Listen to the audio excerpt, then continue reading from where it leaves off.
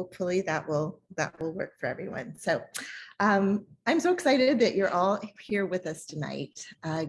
Given that it's snowing outside, we figured that it was great that we had this as a Zoom event rather in person, although we didn't know that when we planned that. Over the next hour, I'm hoping that you'll be inspired, that you'll have fun, that you'll laugh, and that you'll be moved by some of the stories that we're going to hear. So I'm Joannides, and I'm with Renewing the Countryside, and we are one of a number of organizations that have been working together as part of the Farmland Access Hub to try and break through the barriers of farmland access for beginning and emerging farmers.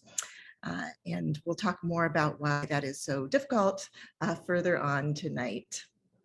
But mostly what we're going to do is hear stories. We're both going to hear stories from Lynne, the retiring farmer, who I think is here with us tonight. I can only see so many folks in my screen.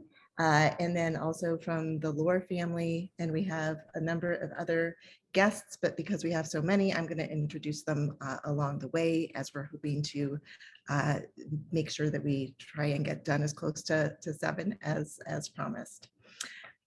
Before we get started, I want to mention that this is a fundraiser. That's only part of the event. There are lots of other aspects to it, but we are hoping to raise $25,000. Yeah, all right. So I was saying that this is a fundraiser as well as an informational event and a celebration. And thanks to those of you who've already given. And if you'd like to give, if you're waiting till tonight to give because of all the excitement, please do so. Jennifer and I think Matt are running our chat, and they will put a link in there to the donation page.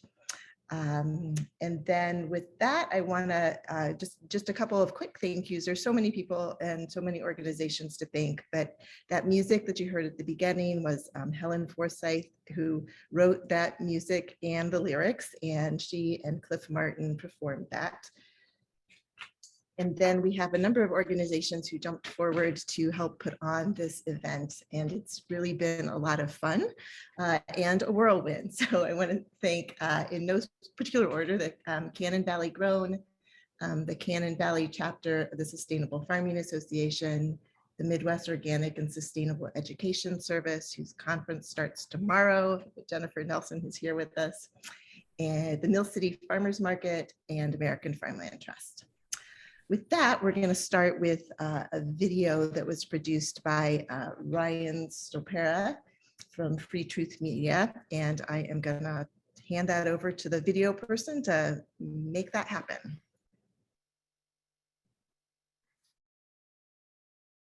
For decades, Lynne Reeck has nurtured Singing Hills Farm, 25 acres of rolling hills, prairie grasslands, and 400-year oaks near Northfield, Minnesota. She's raised hundreds of goats and produced delicious cheese for local CSAs, restaurants, and farmers markets. But now the time has come for her to retire from farming. It's been a difficult decision, one that requires her to move away from the place she's called home for so long, that's given her so many memories and provided good food for her community. Lynne has waited over 2 years to find the right buyer. She wants to pass Singing Hills' legacy and the entirety of its ecosystem to farmers who will protect it and raise food on it. She worries that if she doesn't, this farm could be yet another to join the list of 3,400 Minnesota farms lost since 2015. Thanks to the combined effort of Renewing the Countryside, American Farmland Trust, and other Farmland Access Hub partners, the Lor family connected with Lynne. They share her love of the land and want to steward it into the next generation. Là tên nhà bé,我了tên nhà bé用đón đông bé tết tao trong một bé luôn như lẩu, nhà bé mà chấm lê cho bác cứ ra. Giờ ô lên đó là ô chỉ tới chơi là chỉ tao nọ thế bé nhau tới chấm lo mà tao bé, ít nhất cho nhà ra là mua chiên là nó bị chặt công này giờ mua bột té mua li nó tới chiên này là nó chỉ bé chỉ trong đi tới chấm này ô tô gì. Nhâm là thế kiểu mà cũng một thật rồi thật thế thì mà là nhâm là thế tôi đi mua áo xong là bé xong ra thì thế bé tự chỉ tao quá chỉ bé nhau xuống thì bé tự vật bản chứ nào mà lần thì tôi chỉ nhau thì muốn sau tê mình chỉ vậy ô rồi nó là cho trong ở thiên là gọn nó chứ mà tí mua bố đồ trong nhiệt thì biết xong được nó cho ở nhiệt chân tao rất là dễ cho strawberry possible cả của gió thì lử đỏ thế nó cho like we came here with not a lot of money, so that's why we started farming, and that's why we couldn't purchase the land, so that's why we're just renting for now. I think the biggest problem right now is when people rent you the land, they don't give you any notice that someone else is buying a plot of land and they're kicking you out. That means that you have to lose a lot of your seedlings, your produce there. So it's really hard to move from one land to one land in such a short amount of notice time. So that is the biggest concern right now with renting land. With the renting price right now, even though if we were to rent so many acres, we won't even make enough profit for us, but just enough to cover for our expense. bé cho phá joy do nó cho asparagus thì strawberry li bé cho phá joy strawberry này là mỗi ước họ ai vừa vậy, tại vì nó ước theo li chỉ mua cho nên đâu rồi nhưng khu xí cơ thế của vừa ta chỉ phá ra là ba là cho đó họ là mỗi vừa là chơi, tại vì nó ước chỉ mua cho ba rong là chơi thế sai thì họ vừa á là chơi họ rong rồi vừa á. That is just why they wanted this plot of land. It will help them so much, so that they're sure that they're locked in. Nobody's gonna kick them out of their farmland. Ưa tế này của tờ họ tế lòi tờ lý của mong cũng mà tờ họ lo bộ lý tư đề của rồi tờ họ tế tập lò họ lo thế Well, yeah. thì sau tế này chứ xong到韩国要说叫对嘛说其他的要tôi đã ăn đây mà rong đó họ thì có tôi đã ăn đây thì rong đó họ thì có chỉ tao nên họ nhiều chỉ tao một sao được trâu đâu nè chỉ ta đi đó là này nó mà dù cho con nông đó họ cho con là bự sông đó họ là dù cho tao. With the farmland right now, they will try to plant more, and maybe open up more to restaurants, local restaurants and local organizations, and maybe a few more farmers market as well.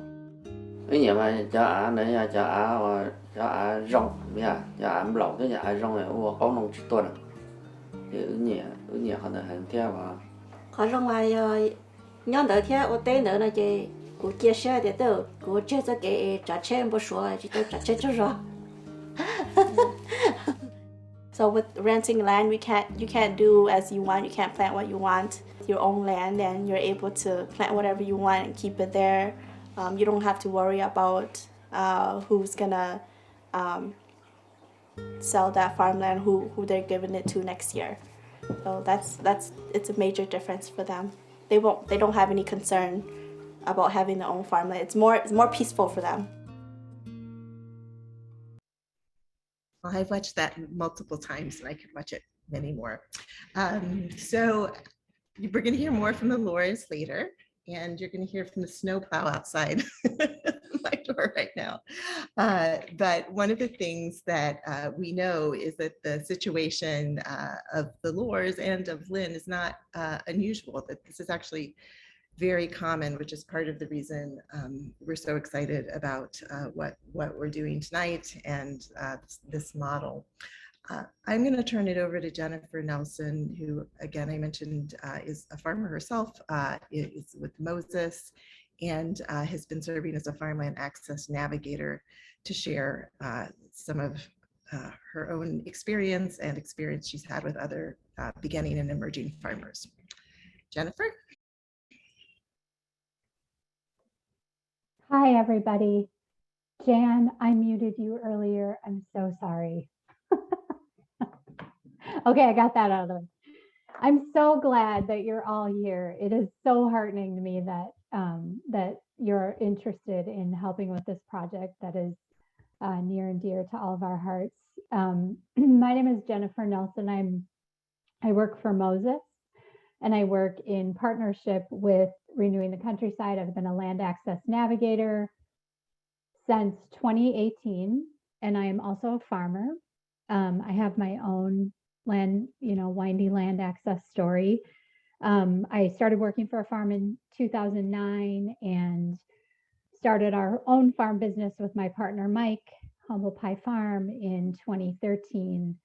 We we rented land for a little over 2 years, and then kind of abruptly had to leave the land that we were renting. And so we're able, through convoluted process, find the land where we are now, which is in western Wisconsin. We have 16 acres. We were able to purchase that with a low interest farm service agency loan. So we're really grateful for that.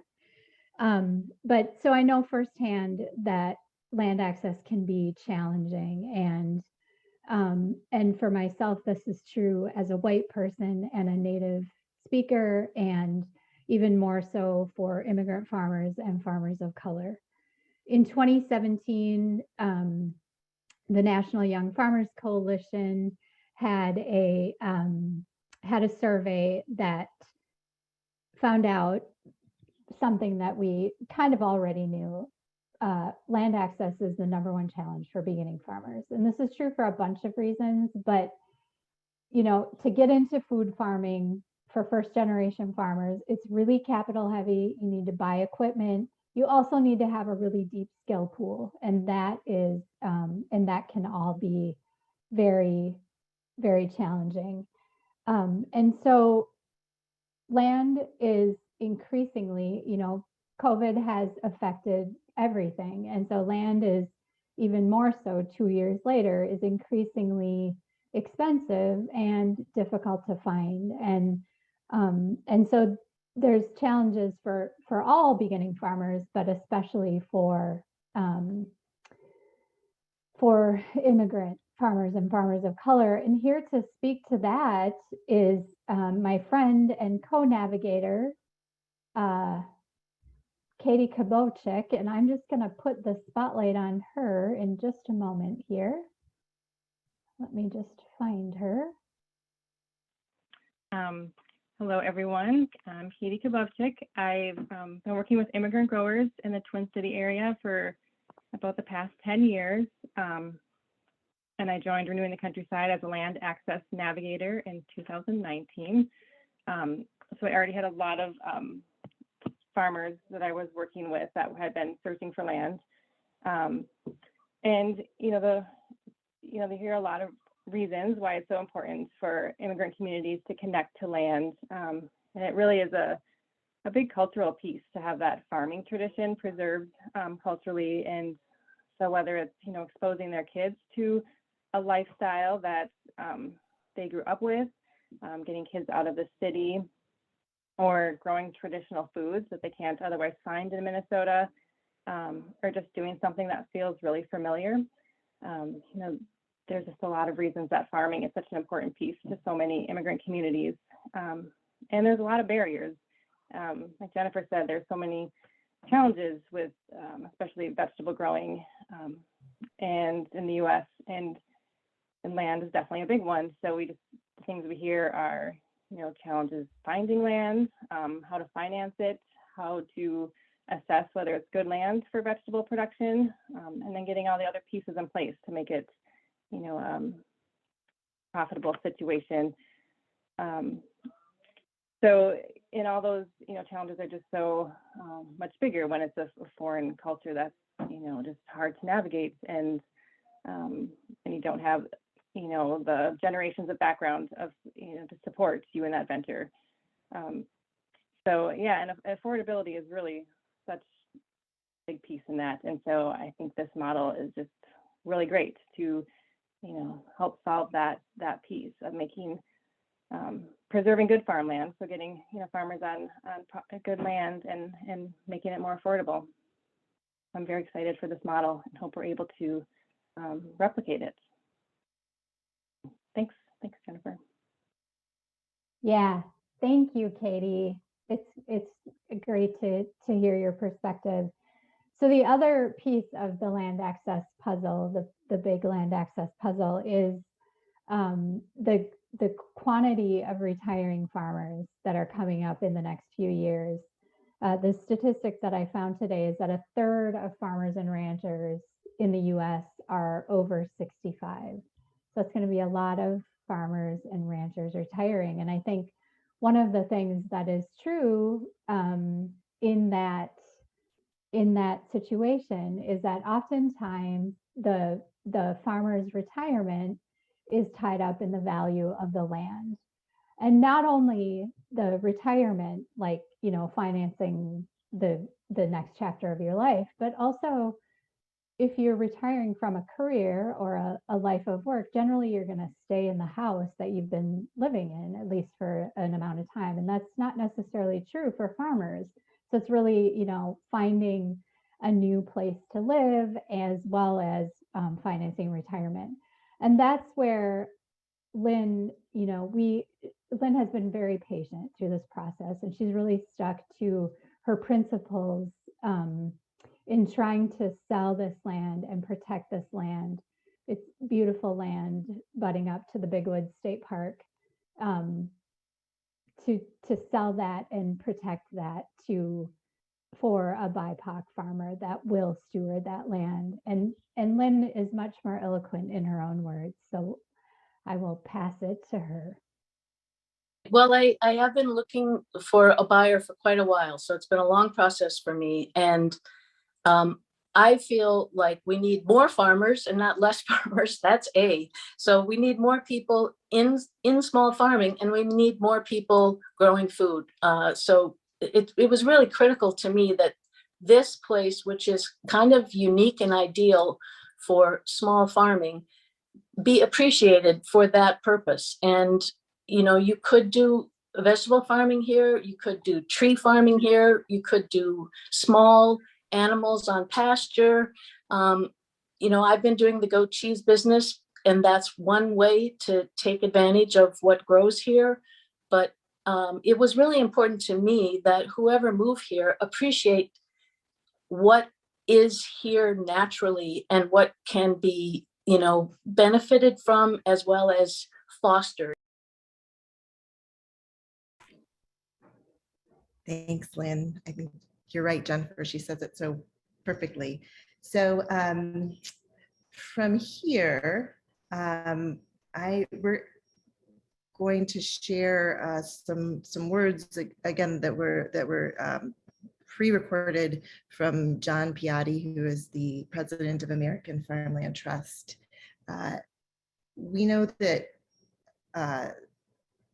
what's kind of key to this model is wanting to have it make financial sense for both sides, both the outgoing farmer and the incoming farmer. And that really is the difficulty that I think that we've really struggled with, those of us who've been working on this. And it was just, I just happened to have a call with Alison Volk from American Farmland Trust, who you'll meet here in a couple minutes. And that was really kind of where this journey started, because we felt like we were kind of stuck. And Alison had an idea, and we've kind of taken that idea and brought a lot of people along and have been running with it. So I'm going to turn this over, and we're going to cue up the video of John Piotti, who I first met, I don't know, ages ago at a conference in New England. And at the time was really excited about things that were happening with, well, in Maine in general, but with Maine Farmland Trust, who he was the director of back then. And they were way ahead of the game. And so it's really great to have him at this role now and to hear what he has to say about this model.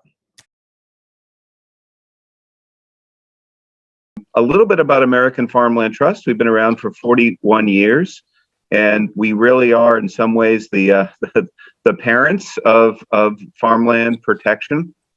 Before we were created in 1980, there was not a single acre of farmland in the United States protected with an agricultural conservation easement. We advanced that whole movement. We took on many easements ourselves in the early years, and then we helped establish other organizations around the country, including the one that Jan mentioned, Maine Farmland Trust, which I ran for many years. It's an impressive legacy, but there is obviously a lot more work to do.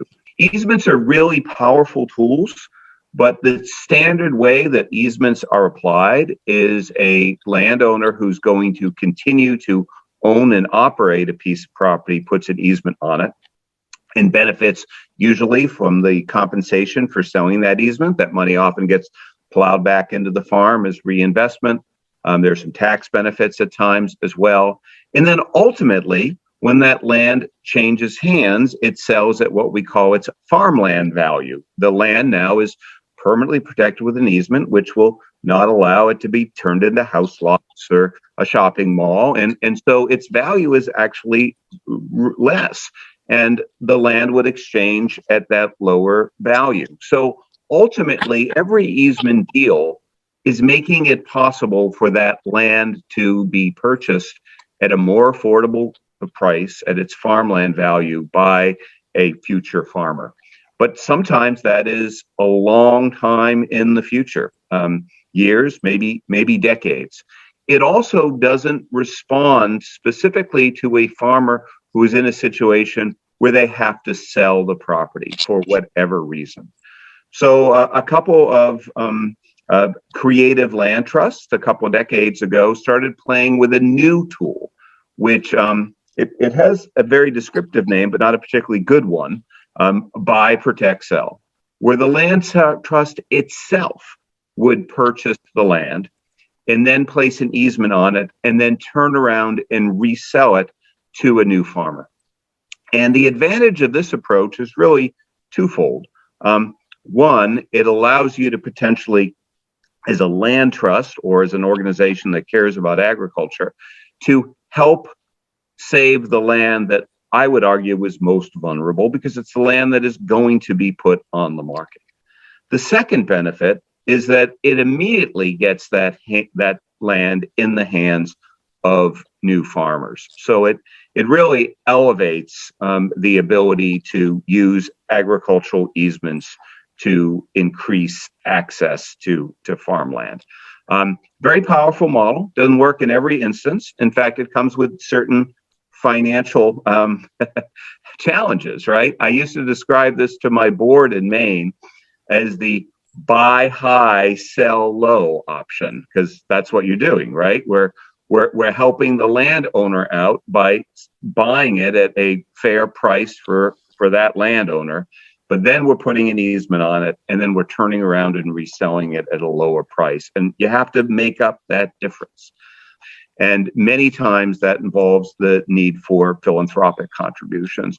What I can say, having done probably 40 deals of this type in the state of Maine, is to donors, it's often very compelling, and for good reason. Because as I mentioned before, you're not only helping out an existing landowner, getting a new farmer on the land, protecting land that is the most vulnerable. All of those things are very true. And that the power of doing it all together is extra exciting. So I applaud Lynne. I applaud Renewing the Countryside. These are great projects, and we need to do more of them, and we're very eager to partner.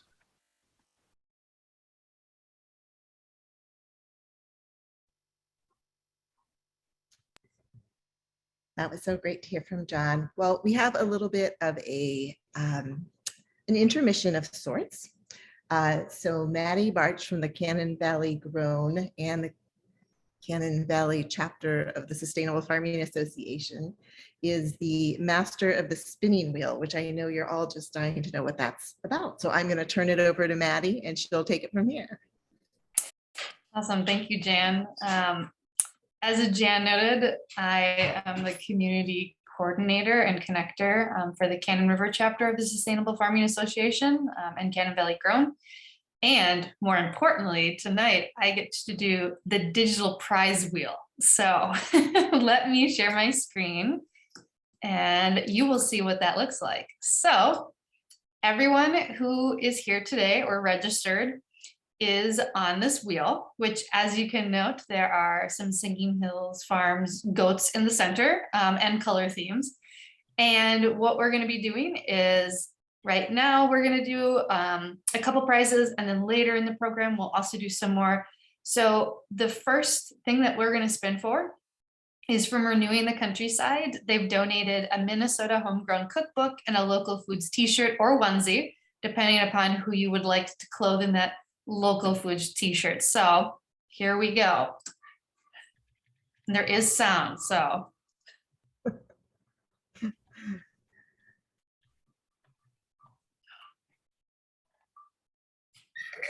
We have a winner. Catherine, congratulations. You have won that prize from Renewing the Countryside. So then our next item is from Curry in a Hurry, who is also one of our co-hosts this evening. So a big shout out to them for doing that. It's a $25 gift card. And so if you're unfamiliar with Curry in a Hurry, it's located in South Minneapolis. And it serves delicious, slow-cooked recipes from India and Bangladesh with ingredients sourced from local farmers, including produce from the Lor family. So this is for a $25 gift card. So we shall spin the wheel and see who wins.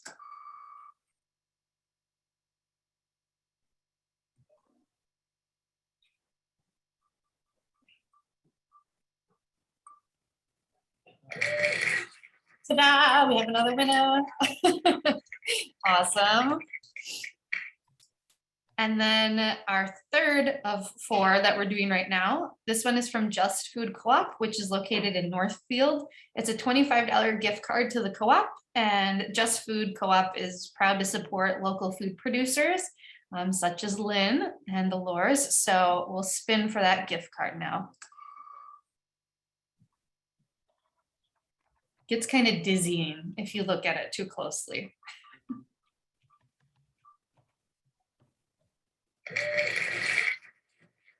Another winner. And then our final prize, which is, I know, a coveted prize. It is from Get Bentz Farm. It's the rare honor of naming a soon-to-be-born lamb. So that is correct. You get the opportunity to name a lamb from Get Bentz Farm. So we will go ahead and spin for that one.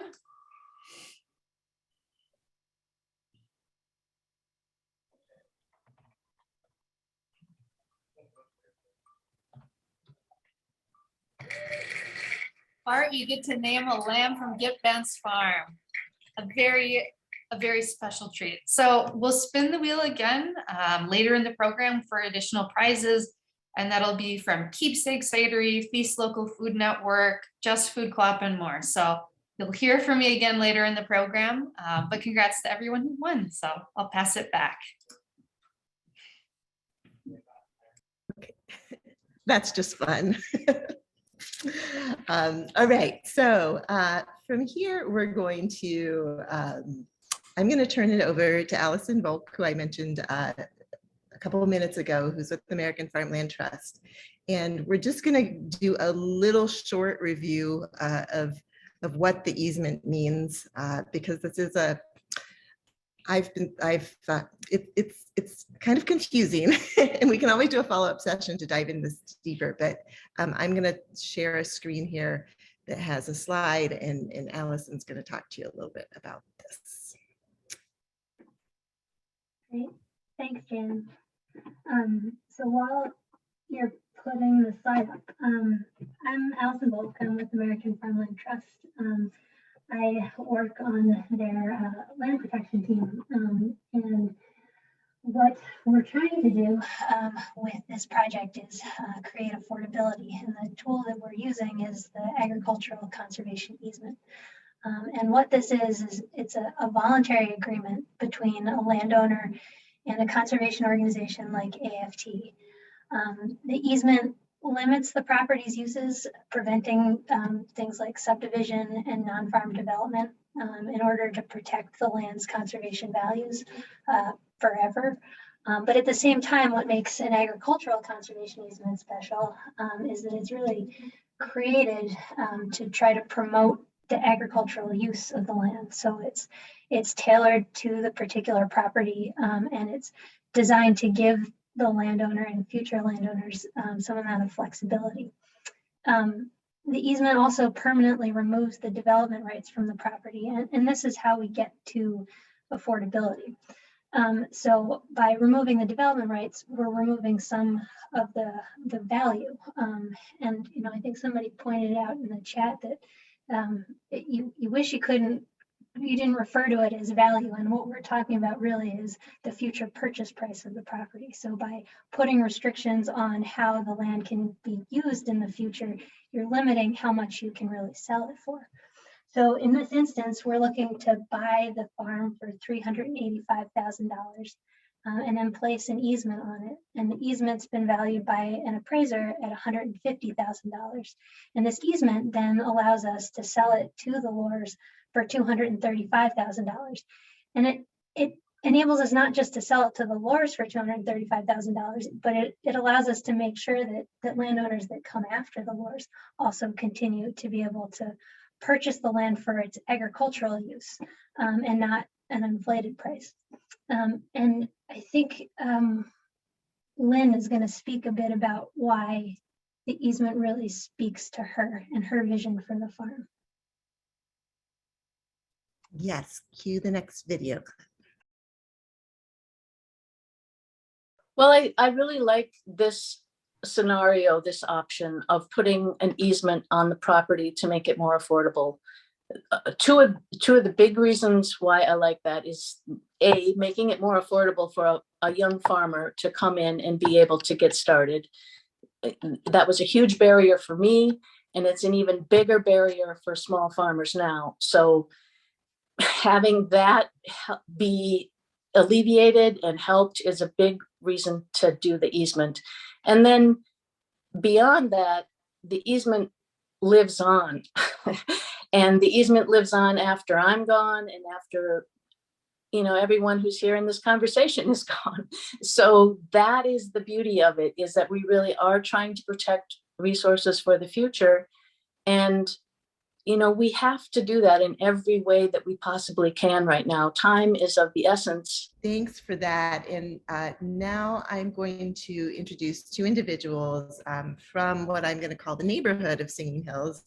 These are community members that live near Lynne and will live near the Lors. One of them is Stephen, and they're going to say a few words. Stephen Reed, who is the farmer at Shepherd's Way and president of the Rice County Farmers Union. And then also Theresa Bentz from Get Bentz Farm. And she's the president of the Cannon River chapter of the Sustainable Farming Association. So I will turn it over to them. Well, welcome. I'm Theresa Bentz, and on behalf of the Cannon River chapter of the Sustainable Farming Association, we feel incredibly lucky to have the Lor family joining up the geography our chapter calls home. We look forward to learning from each other, providing farmer to farmer support, and seeing your farming operation flourish. Welcome. Now, young Lor family, my name is Stephen Reed, Shepherd's Way Farms, your neighbor. And on behalf of the Rice County Farmers Union and the Minnesota Farmers Union, welcome to our neighborhood. We look forward to getting to know you and your family and your farm. Thank you all. Thank you. Looking forward to getting to know you guys too. Thanks to both of you. It's just such a great community in that area. And so I am sure that everyone will get to know each other. And right now we're going to get to know the Lors a little bit more. I am going to pass the mic over to Matt Bartholomew, who is one of our newest team members at Renewing the Countryside, and actually the one that I think said we should do a virtual house party, which is what we're doing here.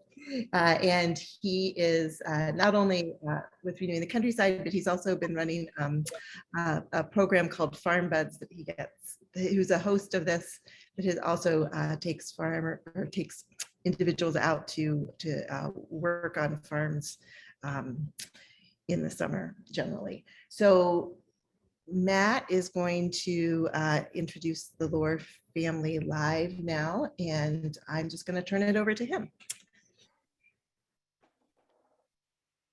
Hey everybody, I'm so honored to be here with everybody here and excited. And especially I'm honored to be here with the Lor family, who I think is maybe on another screen. And I think because they've got two screens because you're in for a treat, everybody. But I believe that they're on the screen. All right, awesome. Hey, what up, y'all? Super honored to be here with everybody, and especially y'all. Bao, Ku, and Mai, how y'all doing? We're good. Hope everyone's doing good also.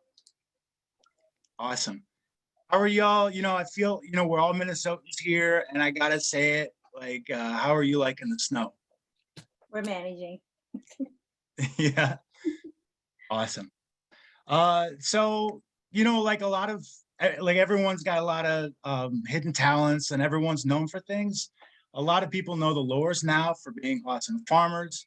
But like everybody else, you got like a lot of skills and talents that a lot of people don't know about. And so to get to know you a little bit more, we've already talked about this. This has been a consensual thing, but I want to invite you, Mai, to share the thing that I'm super excited that Mai gets to share with her. Yes, let's go for it.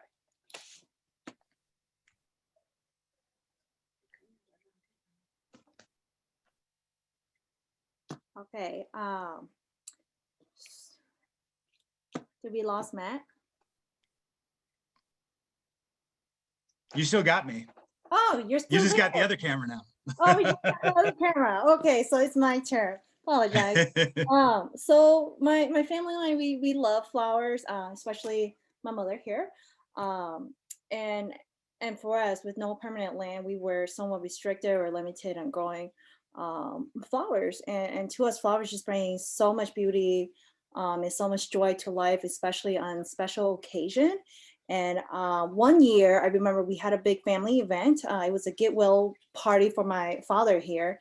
And that very same year, the land that we rented, it got sold. So we were restricted and we couldn't go into our land or pick our flowers that we were growing there. And so to kind of make up for that, we came up with the solution, which is Jello carving. So what that is literally a blob of Jello, and I carved, I don't know if you guys can see that, I carved a rose in it, and zoom quality does not do justice for this flowers. And so I will be carving one in the other screen for you guys right now. So give me a second while I set my laptop up. Okay. So Mai, how long have you been doing this for? Just a few years. So in a way, I'm still a beginner. So what we're gonna need is we're gonna need a container of Jello. We're gonna need syringe and our carving tools. So these are my carving tools that I will use to carve a flower and to this Jello, and everything is edible. So I'm just gonna connect my tools into my syringe. And here is my food color. Just draw a little bit of color into my syringe. And I'm gonna start carving. So hopefully you guys can see on the other screen.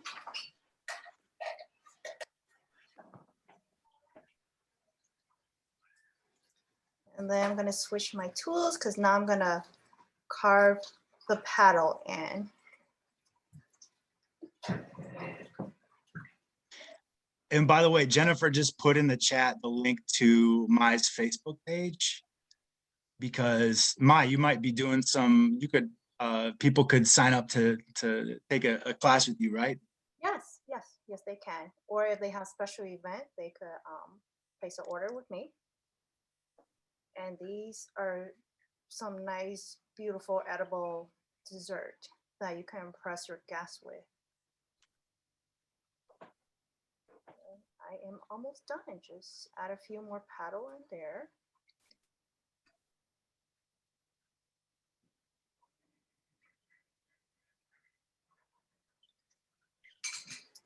Okay, so But there we go, we have it. Oh, that is awesome. Well, thanks for showing us that, Maya. Thank you. Thanks for giving me this opportunity. Yeah, for sure. Yeah, so we'll be doing an email like follow up, and we'll make sure to link in Maya's information. So if y'all want to get hooked up to take some classes with her.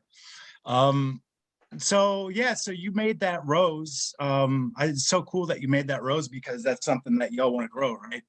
Correct. That's correct. And what else are you thinking about growing or doing on the farm that you weren't able to do before?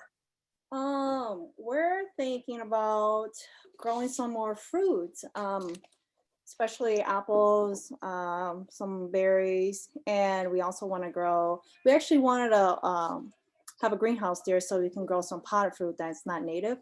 So that's what we're excited for. Awesome. And I know Keepsake Cidery is on the call as well. And so y'all definitely should connect with the Lors after this.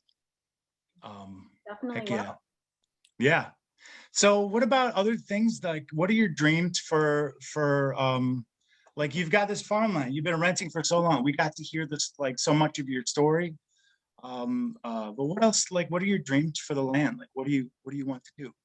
You know, there's so much things we want to do with this land. We already have a whole bunch of ideas and plans in place. But the most important thing that my parent and I and the family are very excited about is that we're going to own this piece of land, and to us it's an asset. It's a legacy to us, and it's something that we can pass down to my kids and to my grandkids, and we're planning to keep this piece of land and the family for farming purpose for generation to come. So that's.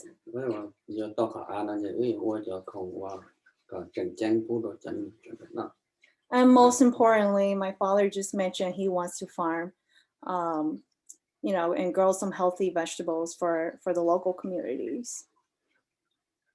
That's awesome. I'm so excited to see that connection with the community. So I got the honor of coming over and just like experiencing your warm hospitality and tasting some of the delicious food that you made for me and Ryan, who helped to make that video. Do y'all have any, I don't know, do you have a favorite dish that, because I wish everybody was able to experience that, like taste that tasty food. Do you have any favorite dishes that you'd like to share with folks? Yeah, we do. Let me ask my mom. So she can contribute a little bit. Yeah, Khóc cũng nhà có khóc là nhà chấp lời vậy chứ hả chỉ tốt hồ sơ cái nhu nhưng chua thì anh chế ok họ nói cho họ bé chuyện nhà chấp lời tôi có hai khóc là So she mentioned there's a variety of dish that she likes. Most of them are boiled soup dish. Another one of her favorite one is called kopong. What that is a curry noodle dish. Recommend that everyone give it a try. Awesome, cool, thank you, Bao. And we put that, by the way, in the link or in the comments. So if anyone wants to check out one recipe for that, yeah, you should go for it. Yeah, so how are you all feeling? We're very excited. We can't wait. Awesome. Well, we're so thankful. Like, it's been oh, go ahead. I'm sorry.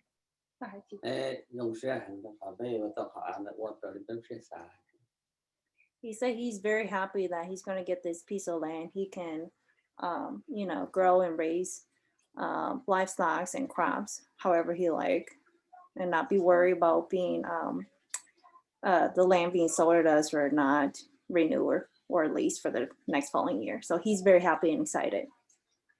Cool. I'm so like, oh, go ahead. I'm sorry, Bo.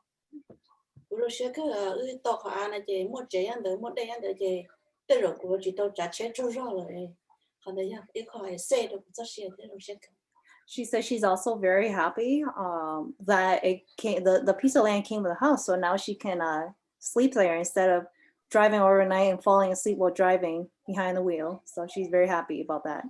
Oh man, I can't believe that sounds like a lot to deal with. I'm glad you don't have to deal with that anymore. Well, thank you so much for sharing space with us. I know we have a little video that kind of wraps up some of the stuff that y'all been talking about. And then we've got a little bit more program left. So thank you so much.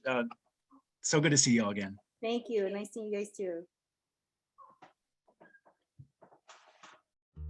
我在一起来念了，晚上10点半到家，那这边上来到家贡献了，来这么忙了，这用些可能。 cô nói ấy giờ thế đó khó thì cũng mà khỏi cũng trong xét sắp lời mà giờ thì cũng ô tô nhớ liền cỡ bị xử liền cỡ đó nhớ liền cỡ chỉ lấy tua đây muốn nói còn được khỏi cũng trong xét thì cũng ô tô cho trên cỡ tua đây một bán cỡ trên đường luôn cỡ nào luôn thế này chị trong xét là cũng chụp phía tua đây thì bé chụp tua tên này chị bé chỉ tua chua non tàu chị bé chỉ tua chua chị ba rồi bé chụp nên cỡ cho xuyên đấy. Tôi ba là我挣到的，大领导了，我了我带了，姑爷一都能找你，姑爸知道也吧，然后就能说到爸。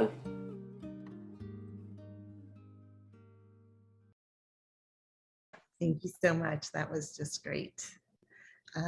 So now we are going to switch over and I want to introduce you to two people. One is Jackie Rolfs, who is a loyal customer and supporter of Singing Hills, who's going to tell you a little bit about her decision to support this effort. And then also Marlene Peterson, who is our community outreach ambassador and the editor of the Feast Local Foods magazine. So I'll let them take it from here. I was just asked to talk a little bit about why my husband and David and I decided to contribute to this effort. And like a lot of people, we are very intentional about giving from our values. And there are a lot of things that are important to us. So we tend to give a little bit here and a little bit there and kind of spread things around. But we were inspired to do a little bit more in this situation because this project just hits so many values that are really important to us. So we care about healthy and delicious local food. We can't wait to hopefully eat some of those strawberries and asparagus that the Lors are talking about. We care about sustainable agriculture. We care about land preservation. And we care about equity issues and helping people who haven't traditionally had access to land, have land and integrate into their communities in a way that is a lot harder if you're renting your farmland. So this was a chance for us to help a family. And I will say that was maybe a really big thing. We actually, I think, got involved in this project before the Lors had been identified as the family. But anytime you get to use your money in a way that helps specific people, at least for me, brings a lot of joy to it. So we felt a lot of joy in writing out a much bigger check than we give to a lot of our causes. And we can't wait to see the Lors prosper on this land. And we hope others will be inspired to join us in maybe stretching a little bit to make this happen. Thank you, Jackie. Thanks for your generous support and for being here tonight. With farmland rapidly decreasing, there's a small window of opportunity to hold on to these vital resources.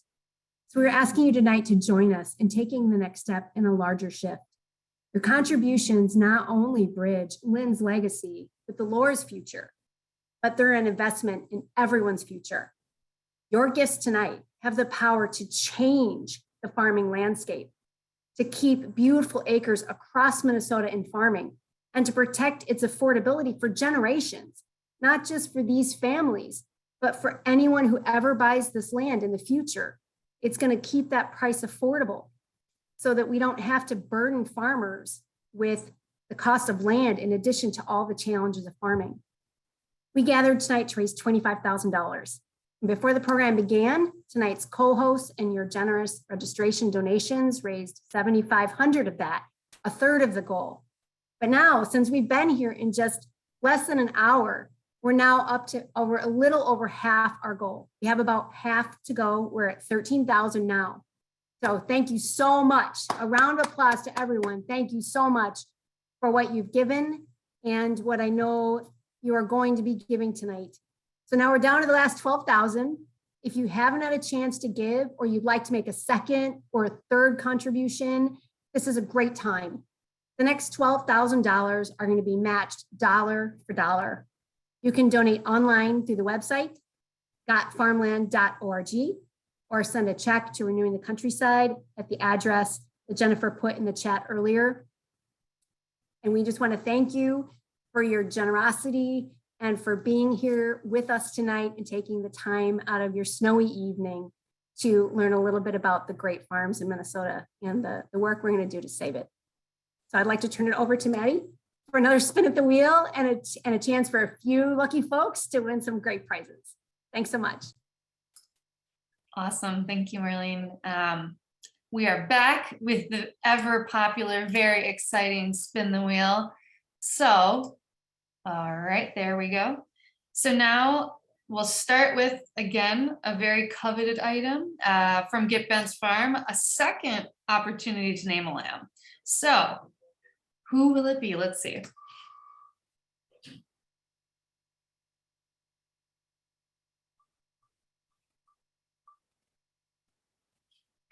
And congratulations. You get to name a lamb from Get Bentz Farm. And now our second prize from this session. So from Feast Local Food Network, a basket of products from regional food makers that includes 7 Sundays muesli, the Bee Shed Honey, Grandma's Gourmet Jam, B&E's Maple Syrup, and Daddy Sam's Barbecue Sauce. So lots of delicious local foods from Feast Local Food Network. So let's see who will be the winner of this prize.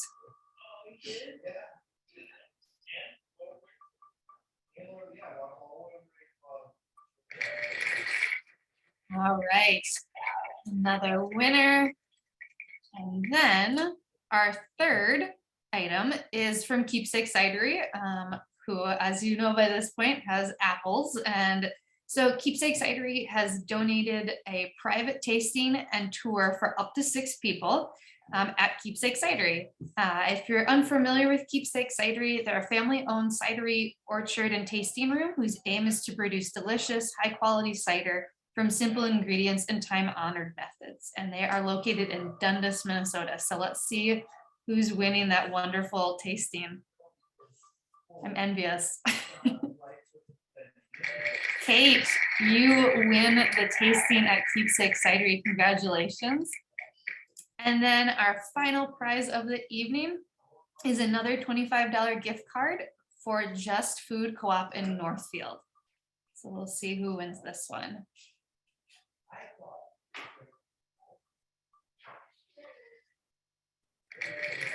Awesome. Well, those are all the prizes we have in our fabulous wheel. So thank you everyone for playing along with us. And we will be reaching out to all the winners via email and phone to figure out what the best way to get those prizes to you are. So I'll pass it back to Jan. Thanks so much, everyone. Thanks, Maddie. And thanks to everyone who donated prizes for the spinning wheel. So we now have our last guest of the evening, and I am happy to transfer the mic to Patrice Bailey, who is the Assistant Commissioner at the Minnesota Department of Agriculture, and he is going to tell us a little bit about the work he does and give the toast for the evening. So make sure you have your water bottles or whatever you have to drink ready for the toast. Patrice? Thank you so much, Jan. Just want to make sure that everyone can hear me. Thumbs up. Well, I am blown away because a lot of the things that I do, you guys are already doing, you know, in terms of making sure that everyone is seen and that we don't leave anyone behind. And I think that's really important when it comes to the work that we do at the MDA. I just want to thank Jan and Brett. I want to thank Lynn. I want to thank Marlene. And most of all, I want to thank the Lor family for having this land. And I can't wait to get a chance to actually come and see the land once again. Myself and Tom Peterson, the commissioner. One of the things that that we do, or I do, is really try to take away the barriers that emerging farmers face. Of course, you know, the whole issues around what happens in Minnesota is that, emerging farmers or farmers of color, immigrant, refugee farmers, every farmer that wants to get into agriculture, there's an issue around being overlooked and unseen. And those are some of the things that we want to make sure that we're reaching each person in any zip code available as possible. So those are one of the things that we want to make sure that we bring the programs and the resources to people and not the other way around. One of the things that we always talk about is going from a renter to be an owner, because with a renter, obviously you don't have a lot of discretion, you don't have a lot of power. And we talk about generational wealth. Well, we want people to go from a consumer to a producer so that they're able to enjoy being a landowner and being able to pass it on to their families. One of the things that we started in 2020 was the Emerging Farmer Working Group. And that's a working group of about 18 emerging farmers. Not everyone on the working group is a farmer, but what we really wanted to do was to make sure that the farmers that you don't see historically, and that would include underserved communities, including women, veterans, LGBTQ plus IA, indigenous farmers, immigrant, and refugee farmers. We wanted to make sure that we had this group to be able to talk about issues and programs that MDA offers of how we can improve the process, or if there's anything new that we should add to the process. And I'd like to say that those things are actually going pretty well. We're actually in our second year. So we want to make sure that this group continues in perpetuity, so that everyone has a way to continue to break down the barriers that have traditionally left people out. The other thing that I've been doing, and I have it sitting right here, is we just released the first agriculture license plate that we've been working with FFA and 4-H on, and that plate is probably the most diverse license plate that you can get at any DMV, because I got mine on Friday. So please go and get that. But the reason why this plate is really important is because it not only tackles diversity, but it also says supporting agriculture for all. And we want to make sure that that tagline is really important when people actually are driving anywhere in Minnesota and you see an emerging farmer, or you see a young person who wants to get into agriculture, and they ask that question about, what is what's the legacy for our young people. And so I'm just really thankful for you guys having me. I am so thankful to Lynne for this gracious opportunity, to the Lor family. And I would love to in any way come to any one of you guys' farms at any time. Right now is a legislative process right now. However, I still want to be there. But I just want to say thank you from the bottom of my heart for having me here. And I'm just blown away by everything that I've heard and everything that I continue to hear. And that's it. That's all I got. Thank you so much, Jan, for having me. Thank you so much. That was great to hear, and thanks for all the work that you're doing. Well, we did pretty well. We just went over a little bit, but we had a lot packed into our session tonight, as you noticed. But thanks to all of you for joining us tonight. Thank you for your generous contributions. I don't know if we have a update on where we're at. I have to check the chat for that. I think we're close to about 14, Jan. I think we're close to about 14,000. Okay. Just tonight. Okay, excellent. And so, so tell your friends, 14,115. And we do know there are some things coming in by mail too. So again, thank you so much. Thanks for everyone who's been a part of putting this on, for everybody who's donated, for everybody who's going to share this with their friends. We will we'll get a hold of you, everyone, by email, just to do some follow-up in terms of where some of the videos and songs, et cetera, will be available if you do want to share. And with that, we're going to officially end the program. We did decide we would keep the Zoom open for a little while since we covered so much. If there are people who had questions and wanted to hang out a little bit after the event, we welcome you.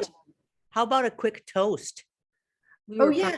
We were promised a toast here to close the talk, right? I'm ready. I'm ready. Well, a toast then to everyone, a toast to Lynne, to the Lor family, and to the future of this sort of model, so that we have many more of these to celebrate. Woo! Yay. You're here.